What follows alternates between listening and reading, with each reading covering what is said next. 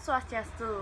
Perkenalkan, nama saya Panimade Purnama Maharani, biasa dipanggil Rani. Saya absen 32 dari kelas 11 PS2.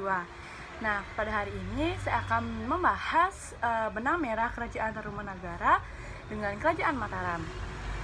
Nah, dimulai pada masa kepemimpinan Raja Sudawarman, Kerajaan Tarumanagara mulai mengalami kemunduran. Faktor dari kemunduran Kerajaan Tarumanagara ini karena Raja Sudawarman kurang peduli tentang masalah yang terjadi di kerajaannya. Lalu raja sebelumnya memberi otonomi kepada raja bawahannya, yang menyebabkan raja-raja bawahan ini pun merasa tidak diawasi dan tidak dilindungi karena kurangnya hubungan dan pengawasan yang baik dari raja sebelumnya. Nah, selain itu di masa pemerintahan Sudawarman muncul pesaing kerajaan Tarumanagara, yaitu Kerajaan Galuh. Sebelum menjadi Kerajaan Galuh, wilayah kerajaan ini pun termasuk ke wilayah Kerajaan Tarumanagara. Kerajaan Galuh ini didirikan oleh Wetikandayun, cucu dari Kertawarman, Raja ke-8 Kerajaan Tarumanagara. Pada tahun 669, kemunduran kerajaan ini juga nampak pada pemerintahan raja terakhir dari Kerajaan Tarumanagara, yaitu Raja ke-12 Linggawarman.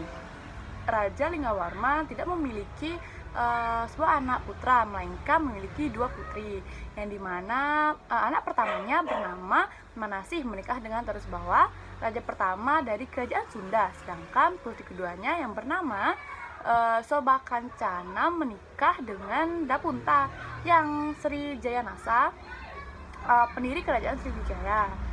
Lalu tahta Kerajaan Tarumanagara jatuh kepada Tarusbawa, menantu dari Raja Linggawarman. Karena Kerajaan Tarumanagara terus mengalami kemunduran, Tarusbawa ingin mengangkat Kerajaan Tarumanagara kembali ke masa kejayaannya.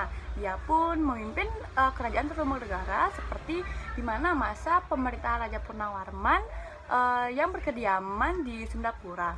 Demi mewujudkan Tarusbawa lebih memilih mengembangkan Kerajaan Sunda yang sebelumnya merupakan kerajaan daerah yang berada di dalam kekuasaan Tarumanagara. Nah, lalu Tarusbawa ini pun merubah nama Kerajaan Tarumanagara menjadi Kerajaan Sunda. Namun ini justru membuat hubungan Tarumanagara dengan kerajaan lainnya lemah. Peristiwa ini pun membuat Kerajaan Galuh memutuskan untuk berpisah dari Kerajaan Tarumanagara. Kerajaan Galuh ini pun didirikan oleh Wetikandayun, cucu dari Kertawarman, Raja ke-8 Kerajaan Tarumanagara. Pemisahan ini juga didukung oleh Kerajaan Kalingga, karena saat itu putra mahkota Kerajaan Galuh menikah dengan putri dari Kerajaan Kalingga. Dukungan ini pun membuat Kerajaan Galuh meminta agar wilayah Kerajaan Tarumanagara dibagi menjadi 2. Nah, untuk menghindari perang saudara, Raja Tarumanagara ini pun setuju dan memecahkan Kerajaan Tarumanagara menjadi wilayah Kerajaan Sunda dan Kerajaan Galuh dengan Citarum sebagai batasnya. Kerajaan Tarumanagara pun mengalami kekosongan kepemimpinan atau biasa disebutnya sebagai vacuum of power.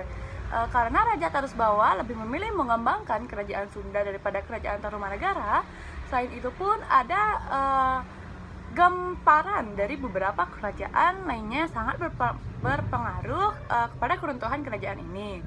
Pada tahun 669, Kerajaan Tarumanagara runtuh dan ditaklukkan oleh Dapunta yang Salendra, Raja Sriwijaya, dengan tujuannya untuk memperluas wilayah kerajaannya. Hubungan Galuh dan Kalingga.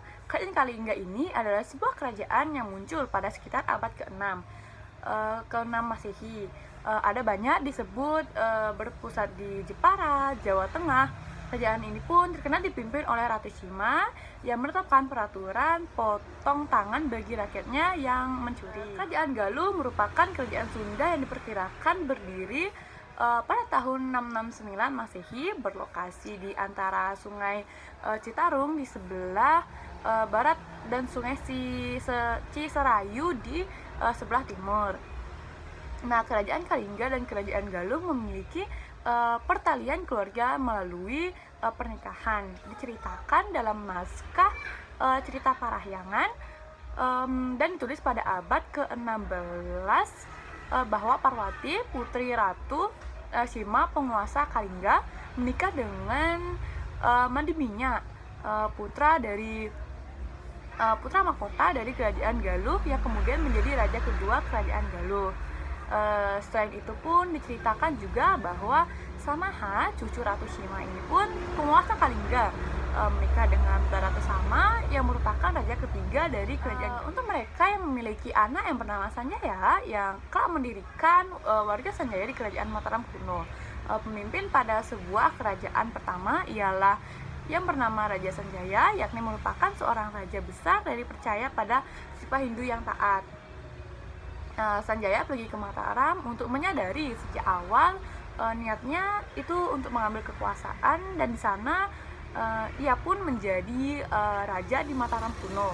Setelah itu pun tujuannya berhasil, ia melalui semuanya, kemudian kembali dari awal, sehingga cerita itu pun lebih dikenal Sanjaya sebagai pendiri dinasti Sanjaya yang memerintah Mataram kuno. Nah, sekian pembahasan saya tentang benang merah Kerajaan Tarumanegara dan Kerajaan Mataram. Mohon maaf bila ada kata-kata yang salah. Saya tutup dengan Para Santi. Om Santi Santi Santi Om.